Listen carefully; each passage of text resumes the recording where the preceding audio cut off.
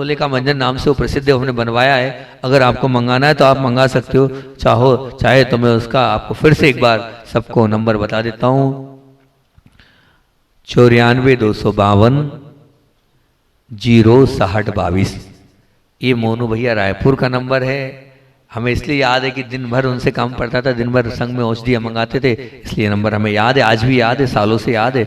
और हमारे कहने से वो औषधियाँ बनाते हैं और शुद्ध बनाते हैं। लेकिन ध्यान रखना, आप अगर गृहस्थ हैं तो उनको बताना कि हम अपने लिए चाहिए, पेमेंट करना, क्योंकि हमारे कहने से उन्होंने काम स्टार्ट तो किया था, अब लोग उनका बिल्कुल दुरुपयोग करते हैं। नहीं, आप अगर गृहस्थ हैं, कमाते हैं, तो उनसे बोलना हम गृहस्थ हैं, कमाते हैं, आप बताइए क्या राशि है, वो राशि उनसे लेना। इरुमिरादी तेल भी वहीं से मंगाना आप, और ये मंजन भी आप वहाँ से मंगाना, और जैसा वो बोलें वैसा उस तेल में मिलाकर इस मंजन को लगाना, जड़ से बीमारियाँ ठीक हो जाएगी। इतना अच्छा ये प्रयोग है। उन्हीं का तेल, उन्हीं का मंजन आप वहाँ से मंगाना। और बाकी तो महाराज जी माता जी के लिए तो वो निःशुल्क अपनी तरफ से देते आए हैं, बिल्कुल, और दे ही रहेंगे। उनका वो जो उनका सेवा का भाव है बहुत अच्छा है। आप अभी फ़ोन करो, आपको अगले दिन आपके पास मिल जाएगा वो, बिल्कुल बिल्कुल वहाँ तक वो पहुँचाते थे। उन्होंने अपनी पूरी टीम बना रखी है, पूरा उनका पूरा सिस्टम हैगा। तो 4 लोग इसी व्यवस्था में काम करते हैं कि आपका मैसेज पहुंचा, कहाँ से कैसे पहुंचना है वो उनकी जिम्मेदारी होती है कि वो पहुंचाते हैं। आप चाहें तो वहाँ से वो मंजन भी मंगा सकते हैं, और वहाँ से वो तेल का उपयोग भी आप बहुत अच्छे से कर सकते हैं। यहाँ ये तेल और ये तेल मंजन भी आप कर सकते हैं, बहुत अच्छी बात है। कि इतना जरूर ध्यान रखना कि ये मुख्य कारण जो होता है, वो मुख्य कारण ये क्यों होता है, क्योंकि जो लोग दांत से पीड़ित हैं, मेरे को भी तकलीफ होती थी, मैं आपको बताऊं, ये मेरा भी प्रयोग है और लिखा हुआ भी मिलता है कि जो पायरिया से हैं उनको नमक शक्कर का अधिक सेवन नहीं करना चाहिए। एकदम प्रैक्टिकली बात आपके बीच में रख रहा हूं। आपको अगर दांत से समस्या है तो आप नमक से दूर हो जाओ, और शक्कर से तो बिल्कुल दूर हो जाओ। अगर आप शक्कर लोगे, बिल्कुल ध्यान रखना, वैसे ही आपके दर्द ज्यादा चालू हो जाएगा। हाँ, पीड़ा आपकी ज्यादा चालू हो जाएगी। तो मैंने तो जब भी मुझे मीठा चलता था, मुझे समस्या हो जाती थी। अब तो वो दाढ़ निकल गई जहाँ समस्या होती थी। अभी हाल आरोन वालों ने वो जबरदस्ती करा कर दाढ़ निकला, लेकिन जिस दिन थोड़ा मीठा पहुंचता था, अगले दिन मैं बहुत समस्या में आ जाता था। ये मेरा खुद का अनुभव है और लिखा भी मिलता है ग्रंथों में। ये ग्रंथ से मैं आपको बता रहा हूँ कि नमक और शक्कर का बिल्कुल भी सेवन ना करें, और दांतों को विश्राम दें। यानी जिनको दांत की तकलीफ है उनको उपवास भी करना चाहिए। उपवास उनके लिए मुख्य उपचार में, जिनको दांत से वो उपचार में उपवास करें, एनिमा लें, धूप स्नान करें, है ना। और गले की सूती ऊनी लपेट, ये बहुत अच्छा प्रयोग है। आचार्य श्री जी इसको बहुत ज्यादा पसंद करते थे कि वो लपेट आप डालना यूट्यूब पे आचार्य श्री लपेट, इसमें हमने डलवा रखा है। जब संघ में थे आचार्य श्री सबको बोले लपेट। अब मैं कब तक फोटो खींचूं, व्हाट्सएप करूं, तो मैंने उसको यूट्यूब पे डलवा दिया संघ में जब था, क्योंकि आचार्य श्री का एक पेटेंट इलाज था लपेट। अब आचार्य श्री का पेटेंट इलाज लपेट था, अब मैं लपेट किस किस को दूं, तो वो लपेट आचार्य श्री का पेटेंट इलाज था। आप डालें आचार्य श्री जी लपेट तो आपको मिल जाएगा पूरा लपेट के, वो पूरी कैसे करते क्या करते। तो इसमें भी आप गले की लपेट कर सकते हैं, है ना, मतलब ऊनी लपेट कर सकते हैं। इसमें नेति क्रिया बहुत अच्छी है। नेति क्रिया होती है मतलब इस नाक से पानी डालना, उस नाक से निकालना, हल्का सा गर्म हो, थोड़ा सा नमक हो, आप इधर से डालेंगे उधर से निकालेंगे। मैंने काफी लंबे समय तक इस नेति का प्रयोग किया है। इसमें भी आपके जो दांत हैं उसके दांत का होगा। और मैं तो इतना कहता हूं कि जो लोग नियमित व्यायाम करते हैं, एक्सरसाइज करते हैं, उनको दांतों का दर्द होगा ही नहीं। और गाढ़ी निद्रा करते हैं उनको भी जो है किसी भी प्रकार से दर्द होगा नहीं, जो नींद लेते हैं। और मुख्यता से तो आप जितना ज्यादा आंवला लें, आप नींबू लें, आप संतरा लें, अनानास लें, इसमें मौसम्बी लें, मतलब विटामिन सी, मतलब जो विटामिन सी युक्त जो आहार होता है वो आप लें। ये विटामिन सी वाले आहार है। जब दांत कमजोर होते हैं विटामिन सी की कमी से, और विटामिन सी की मात्रा मिलती है आंवले में, विटामिन सी नींबू में मिलता है, संतरा में मिलता है, अनानास में मिलता है, मौसम्बी में मिलता है, इसमें हाँ नींबू मिलता है। बस यही सबसे ज्यादा है, आंवला, नींबू, संतरा, अनानास और मौसम्बी। ये विटामिन सी के सबसे अच्छे प्रयोग, मतलब इसी से सबसे ज्यादा मिलता है। अब इनका अच्छे से प्रयोग करें। आंवले का जितना प्रयोग करेंगे आपके दांत बिल्कुल बहुत अच्छे से रहेंगे। और मैं जिस आंवले का प्रयोग कर रहा हूँ, अगर आप उसका करें तो अति उत्तम। मैं तो नहीं करता हूँ, सावक देता है मुझे, मतलब मिल जाता है, अपने पुण्य से मिल जाता है, तो उसका प्रयोग करता हूँ। आंवला जो होता है उसको आप सूख लिया, उसको अनार के रस में डालें। बहुत अच्छी चीज बता रहा हूँ, इम्यूनिटी पावर, मतलब सैकड़ों बीमारी का इलाज, इम्यूनिटी पावर बन जाएगी, आंखों की रोशनी बढ़ जाएगी, दांत आपके मजबूत आएंगे, आंत आपकी ठीक हो जाएगी, पेट आपका ठीक हो जाएगा, कमजोरी आपकी दूर हो जाएगी, आपके घुटने का दर्द ठीक हो जाएगा। जो मैं प्रयोग बता रहा हूँ आपको सुन लो बहुत ध्यान से। आंवले को सुखा लिया, सुखाने के बाद आप उसको डालो अनार के रस में, फिर उसको सुखा दो, सूख गया, फिर सूख गया, फिर दूसरी बार डालो अनार के रस में, फिर सुखा लो, फिर सूख गया, फिर तीसरी बार डालो, फिर अनार के रस में डालो और सूख गया। ऐसे करके आप जितनी, कम से कम 7 बार वाला अनार का आपने रस में भीगा हुआ आंवला खा लिया तो आप बीमारी नहीं होगे कभी। इतना पावरफुल हो जाता है वो, मतलब 7 बार गीला करना है, 7 बार सुखाना है। अब हमें नहीं पता कि हमें कितनी बार वाला अभी आहार में दे रहे हैं, लेकिन जो दे रहे हैं अब उसका प्रयोग करना बहुत सुंदर आपको वो बता दिया। और साथ साथ में इसमें जिनको दांत में ज़्यादा तकलीफ उनके लिए टमाटर का सूप बहुत अच्छा है। कैल्शियम के लिए मैं तो नहीं बोलता हूँ मतलब, पर कैल्शियम सबसे ज़्यादा किस में पाया जाता है तो पालक में पाया जाता है। मैं तो नहीं खाता ना पर, लेकिन जो है सो है, सबसे ज़्यादा पालक में होता है। आप पालक लें और अति उत्तम दूध में आप गाय का दूध लें तो बहुत अच्छा रहेगा।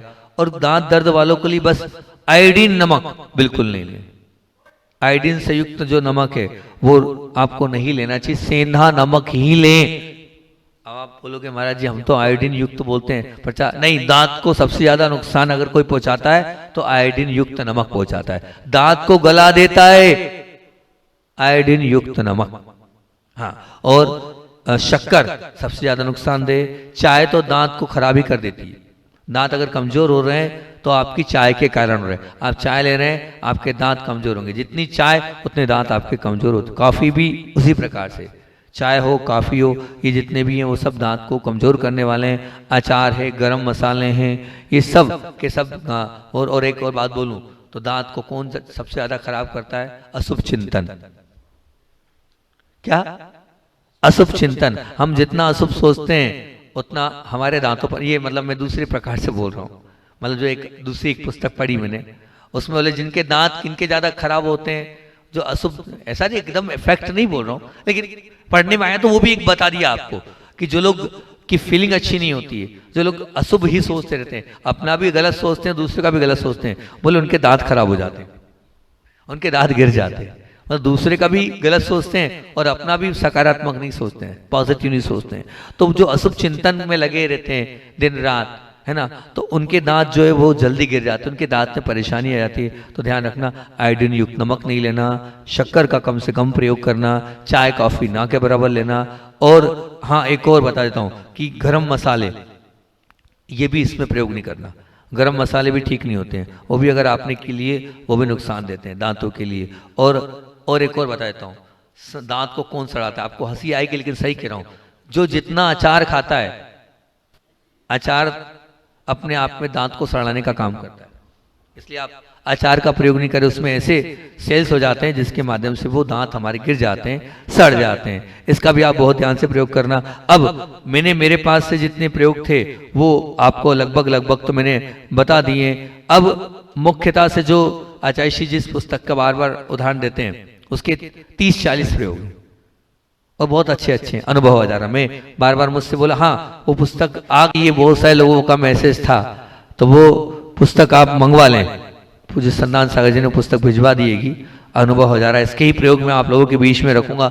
आज तो बहुत समय हो रहा है, टाइम ज्यादा हो रहा है, इसका प्रयोग कर। अब इसका जो है अनुभव आ जा रहा है कि दांत से संबंधित जितने प्रयोग है उसको कल बताऊंगा, तो उससे आप और उसको देख लेना, समझ लेना। उसके प्रयोग तो वास्तविकता में प्रायोगिक है, वो जो वेद जी ने लिखकर ही बताएं, तो सुंदर से प्रयोग कल आपको करके ये दांत का पूरा हमारा सिस्टम हो जाएगा। इतने रखते हैं बोधि समाधि परिणाम सिद्धि शात्मोपलब्धि शिष्य के सिद्धि चिंतामणि चिंतित जाने ताम वंदमानश्य ममास्तु देवी।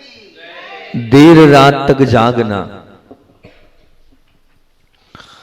देर रात तक जागना रोगों का जंजाल, देर रात तक जागना रोगों का जंजाल, अपच आंख का रोग संग तन को भी रहे निढाल।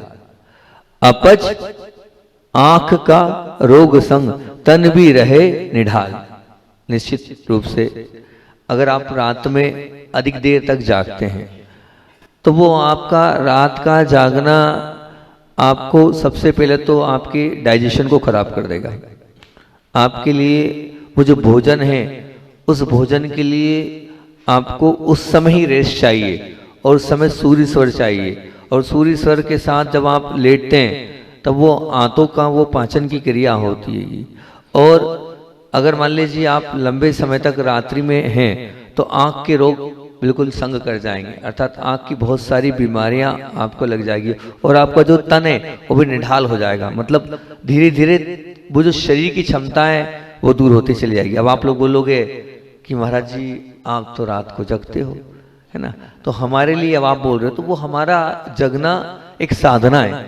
अगर आप साधना कर रहे हो तो उसके लिए मना नहीं कर रहे हैं, ठीक है ना। आप साधना नहीं कर रहे हो, आप क्या कर रहे हो, आप फालतू की बात में यहाँ वहां लगे हो, इधर उधर के काम में लगे हो, वो कार्य कर रहे हो आप, है ना। उसलिए हम एक रात जागते हैं और एक रात सोते हैं, तो वो उसमें भी हम एक योग निद्रा होती है जो बहुत मांगलिक क्रिया आएगी, 38-40 मिनट की होती है, वो लेते हैं हम।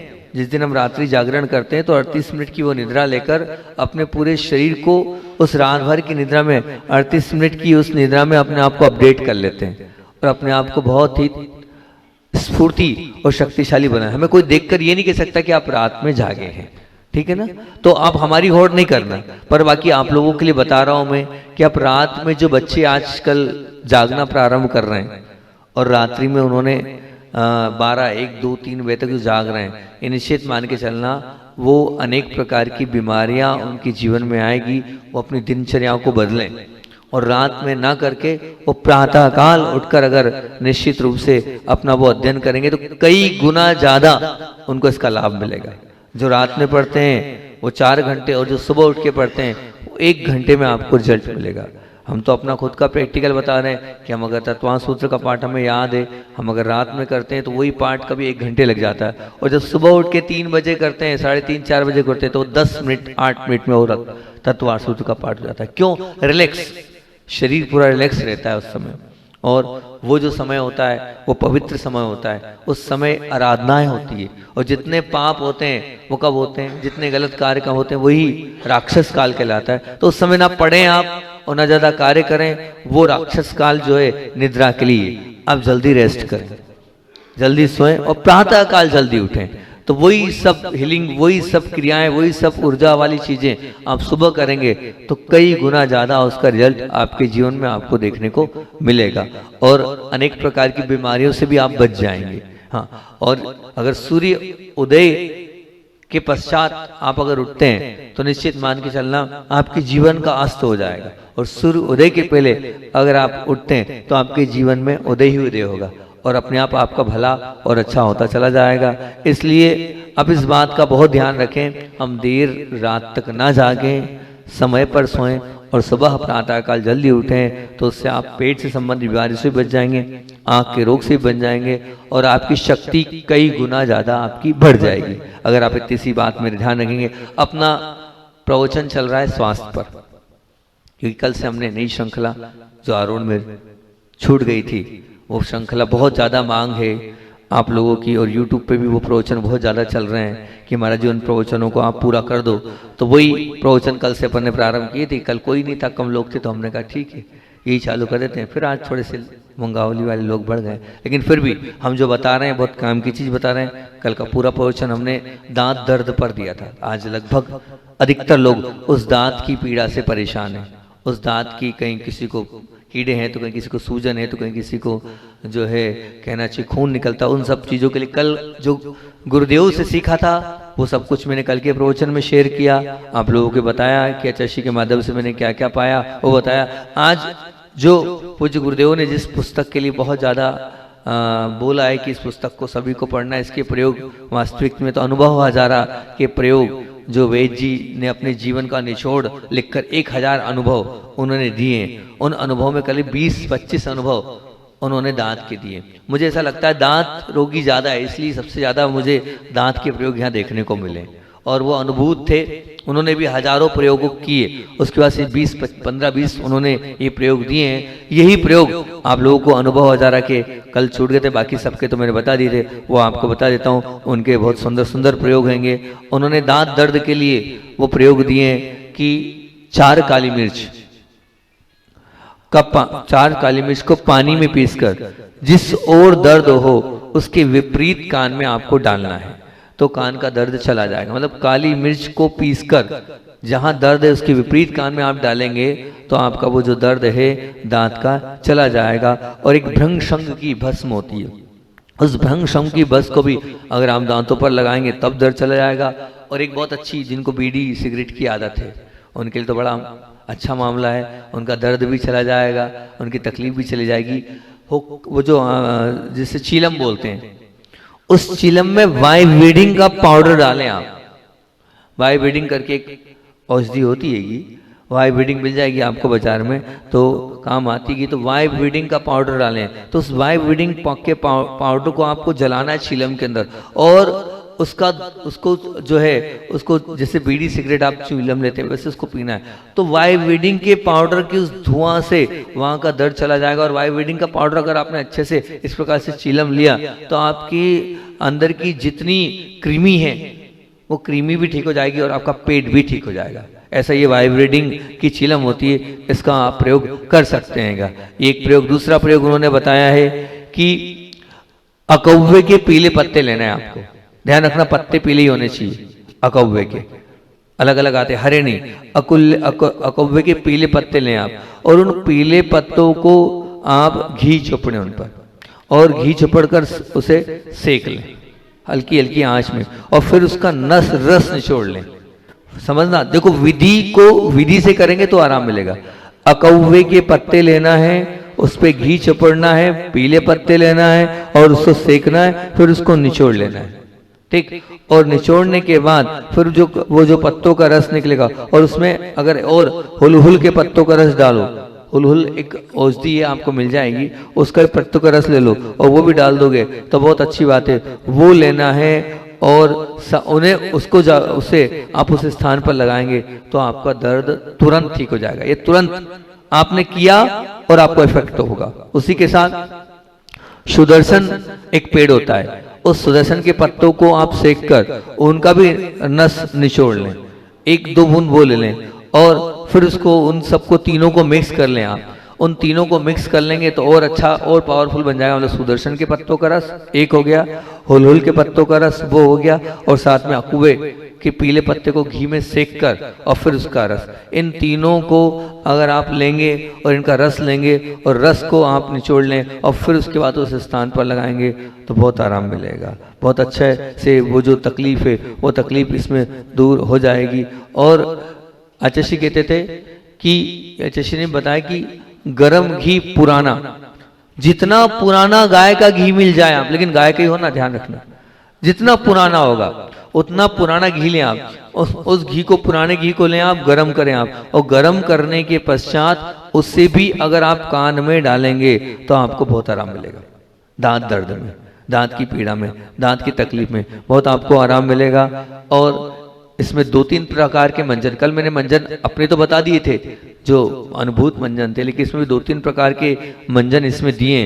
वो तीनों प्रकार के मंजन भी आपको इसमें बताता हूँ, क्योंकि पंडित जी ने, मतलब वेद जी का तो ज्यादा अनुभव था, उन्होंने तो बहुत सारे बनाए, बहुत सस्ता।